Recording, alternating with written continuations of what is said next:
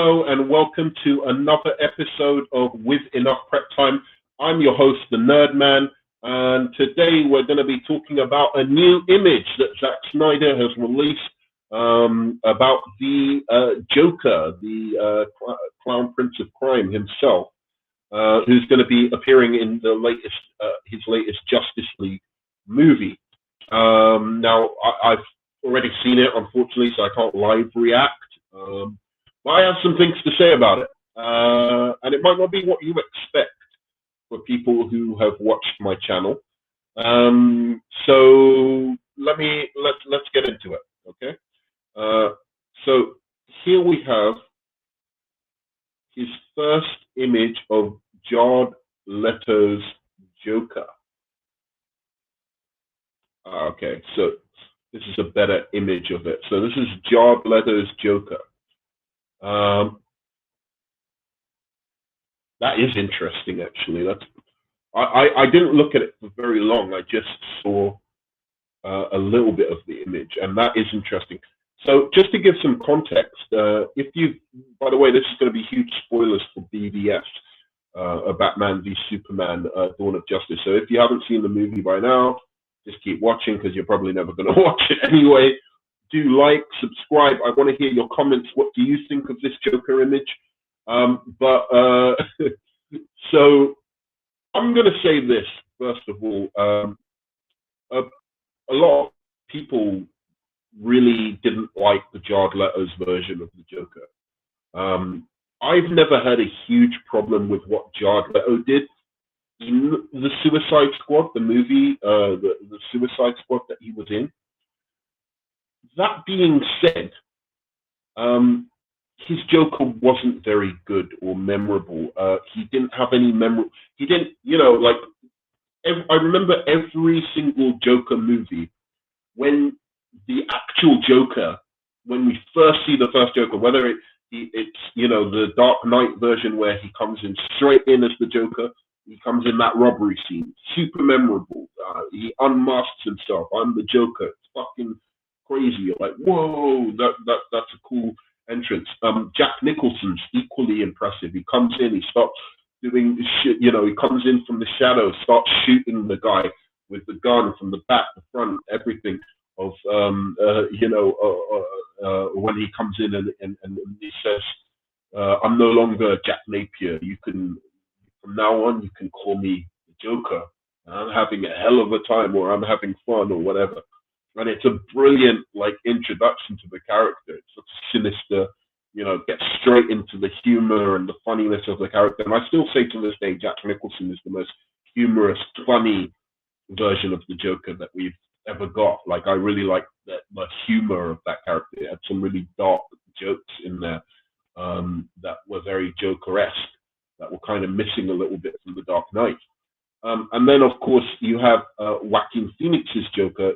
And his first appearance, I think, is on the television show at the end of the movie, or on the train station, but the first time he reveals himself to the world really is like that game show. And, he comes in and he's just full on Joker now. And he's like, Joker stepped straight out of the comics into reality, and he's real, and he's a psychopath, and he's a sociopath, and he's going to kill some people. He's going to do some damage. He's already done some damage in the film, but not really as the Joker. He's always been half Arthur Fleck, kind of turning into the Joker. It's right at the end that he really turns into the Joker. Spoilers for Joker as well. Sorry.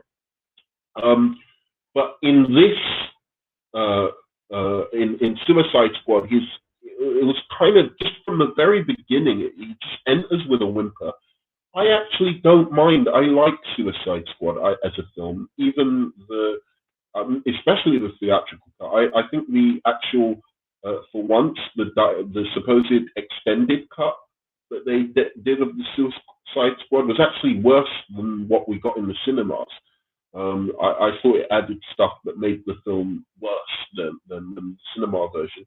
I think definitely the version that we got in the cinema was better, more cohesive, and I liked a lot of the characters. I didn't think the story was very good. the main villain wasn't great, but I thought Amanda Waller was a really, really compelling villain of the film, and I think she really was the villain of the film when you look at it. And she was psychological, had great motivation, but the Joker just wasn't there. I didn't think it was anything that Jared Leto in particular did that was bad. Um, in Batman vs Superman, where Zack Snyder takes on the Lex Luthor, I also like that performance, and I like Batman v Superman almost because of Jesse Eisenberg's performance as Lex Luthor. It's one of my favorite things in the film. You can shut the video off, but please just like and subscribe before you do. I'm sure you're probably just thinking, what? Because I've never heard anyone defend Jesse Eisenberg as much as I defend Jesse Eisenberg. He's probably the reason I like that movie. Him and Wonder Woman, and like less so. If I was to say my enjoyment of Batman v Superman, which I like as a film, I'd give it about a 7.5 out of 10. I like I like Lex Luthor. Then I like secondarily Wonder Woman. Then I like Ben Affleck's Batman. And for most people, it's the reverse. It's Ben Affleck's Batman, Wonder Woman, then Lex Luthor, like somewhere like really, really down. But it's because I've read the Superman Birthright comic, which I think Zack Snyder took a lot of inspiration for to create that Lex Luthor. He's not the most common Lex Luthor that is known. The Lex Luthor is usually much more cool, calm, and collected. But I thought that film, that film had enough cool, calm, collected in it. With Batman being cool, calm, collected. Superman, for some bizarre reason, I didn't like the Superman in BVS. It was very cool, calm, collected, reserved, centered. So you needed somebody who was a little bit more outrageous and crazy. And the Lex Luthor in Birthright is really that Lex Luthor. He's crazy. He's so much of a genius that he's borderlining between genius and insanity. And I think some people found that a little too much Joker-like for them. So I'm looking at the image now to give some background context. I have a good feeling that Zack Snyder might pull off a really much more compelling, shared universe DCEU Joker than we've previously seen. I liked his villain in, his version of Lex Luthor. I think people give Batman and the Joker a bit more. I don't know why. There's so many fanboys of Batman that even terrible Batman movies and cartoons get like overrated by the fans. Like it's so like, oh, it's the best this, it's the best that. So to me, I think they'll be more willing to give Joker a pass than they were to give Lex Luthor. So I think his interpretation of the Joker being like this might actually, work out. I mean, he certainly looks better and much more menacing than he did in Suicide Squad. He looks like a Joker that would be an actual threat to Batman.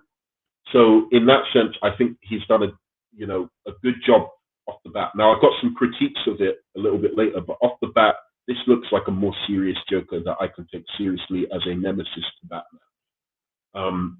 But let's talk about what he actually said, because I have a little bit of criticism for Zack Snyder here. This is mostly going to be positive about Zack Snyder for the most part. So if you're looking for Zack Snyder hate in this video, you're not going to get it. I like BVS a lot as a film. I watched it again yesterday, in fact, and I enjoyed it, a lot. I fell asleep before the end because it's a long, long fucking film, but not because I wasn't enjoying the film. I've always said, and I will always defend, that I like the Batman v Superman. even though I think that I understand that after the failure of Batman v Superman, it was time for Warner Brothers to move on. Uh, Zack Snyder took a huge swing and a gamble with Batman v Superman. Maybe if Man of Steel was a better film, I don't think Man of Steel was a good film. Everyone nowadays is saying it's a masterpiece. Not in my opinion, and I think I understand why that movie didn't do as good business as say something like Wonder Woman, right? Uh, or even Aquaman, which I don't like, but I can see why Man of Steel did less business than even Aquaman. Um, uh, I don't think it's a masterpiece in the slightest. I think Batman Begins is a masterpiece. I think The Dark Knight is a masterpiece.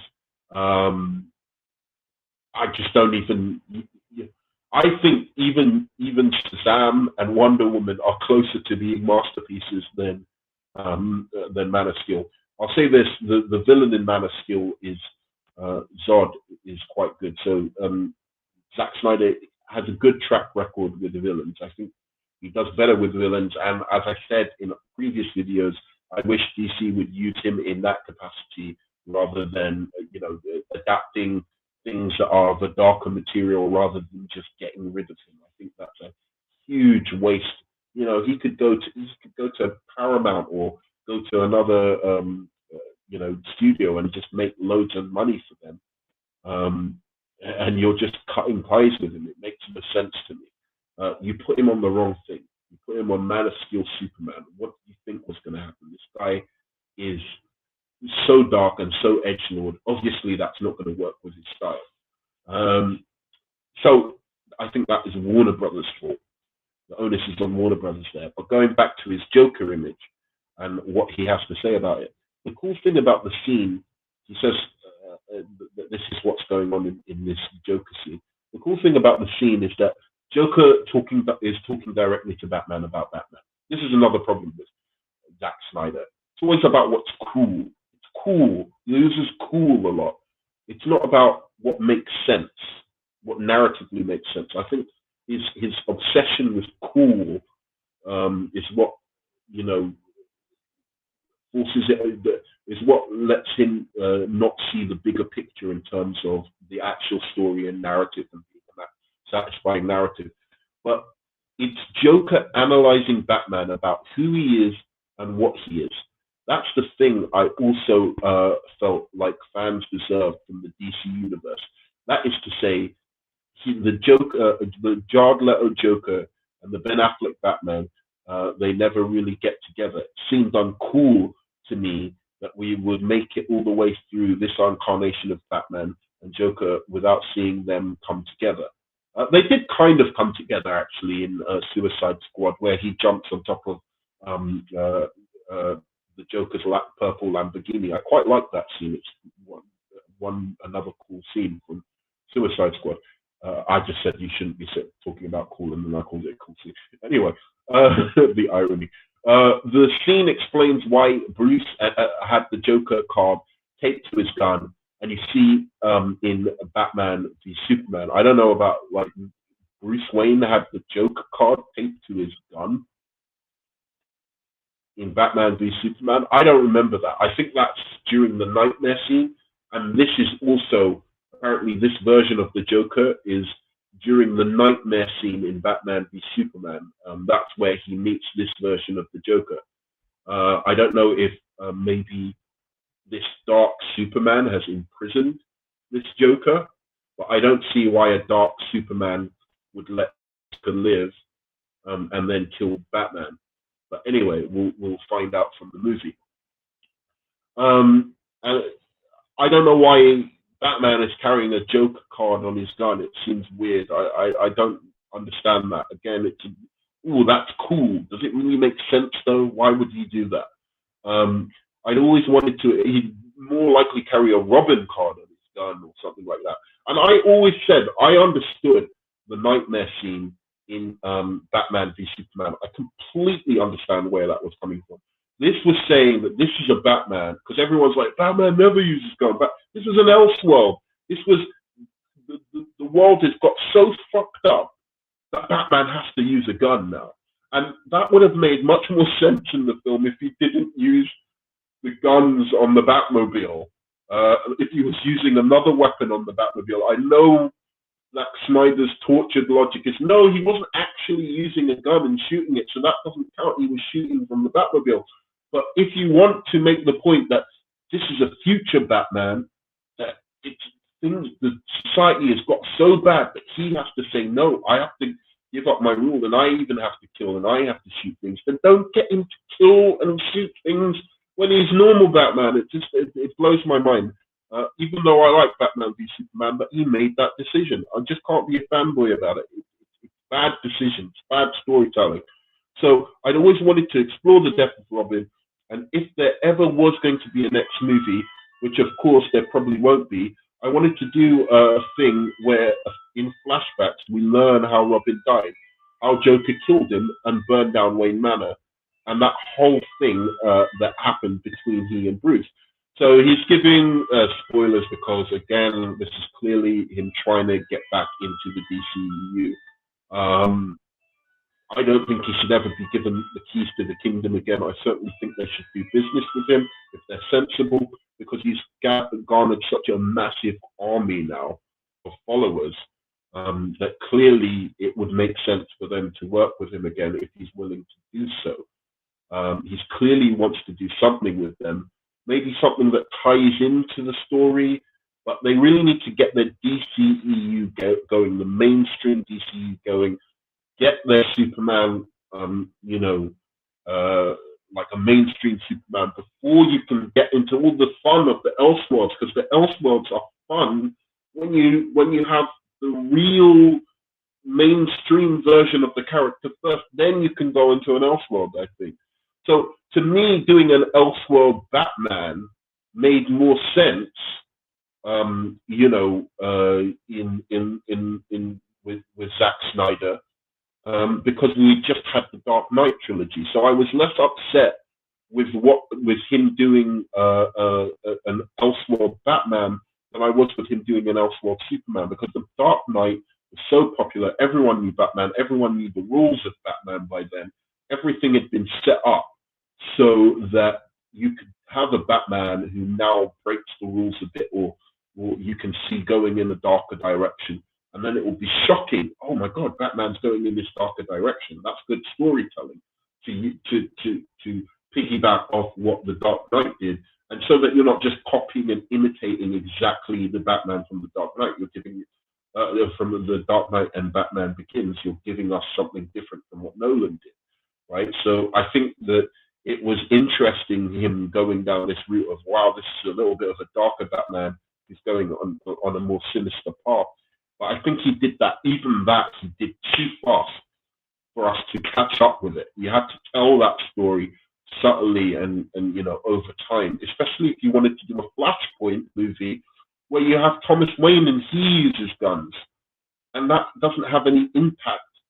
You can't do a Flashpoint movie where Thomas Wayne is using guns if Bruce Wayne Batman is using guns. So that was the problem with all of that.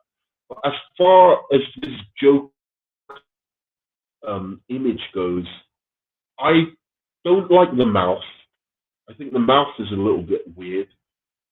I do like the hair, and I like the image. It's not the most different I've ever seen, but it's certainly nothing to necessarily complain about. The only thing I don't really like is the big blurry mouth. But maybe if I see it in action, in color, that it's going to be a little bit more interesting. But to me, it just seems like, oh, okay, it's an all right version of him. It's not as interesting. Like Joaquin Phoenix's Joker, I was like, oh my God, what is this? I like that feeling sometimes when you're like, wait a second, it's not even Joker. And then you see it, and then you get more used to it, and you're like, oh my God, actually, this is really, really sinister, having him actually be painted like a real clown. It's like even more sinister than just the red lips and the green hair. And I liked the gangster, almost cartoony version of the Jack Nicholson version, and then the grunge, punk rocker version that with the scars on the lips causing smile that Christopher Nolan gave So this one, the smile isn't made up of anything. It's not. It's just a mouth. It's like he's not done nothing different with the smile. The smile is really usually where you have the creativeness with it, right? Like, is the smile created by falling into the acid and then he gets the long smile, or is the smile really created by him doing the clown makeup into a smile like Joaquin Phoenix? But he's actually a proper clown. Like, he used to be a clown and he's literally just taken that image and turned it into something more dark and sinister. Or is it, the scars on the mouth? He doesn't seem to have done anything different with the smile there. Um, and I think really Joaquin Phoenix is really trying. You can see the real attempt that he's trying to look sinister as opposed to just being sinister. I don't know if that's really an acting thing or not. But the scene sounds cool. I'd say this: Zack Snyder has given us enough now. Like, these are just spoilers. Just put out a trailer. I don't want to hear Zack Snyder telling me what happens in the movie. I'm looking forward to this movie. It's a Justice League movie. I'm looking forward to it. I want to know what happens. Right? I don't need to see from Zack Snyder, telling me everything about the movie. But that's it. I like the image. I think it's good. I think Jared Leto is a great actor. I'm looking forward to the Justice League. I'm looking forward to really Zack Snyder proving me wrong. I want him to prove me wrong. I know he's a great director. I've seen Watchmen and I know what he's capable of. And I wish him the best, in terms of, getting me on board with his version of these characters. I honestly wish him the best. But I think he needs to start listening to fan feedback, not just the people who agree with him, but the people who disagree with him. He doesn't have to necessarily change things, but take it on board, and you might improve in terms of the reception to your films. So that's me. Thanks very much for listening. That's my view on the Joker image. Please like, subscribe, and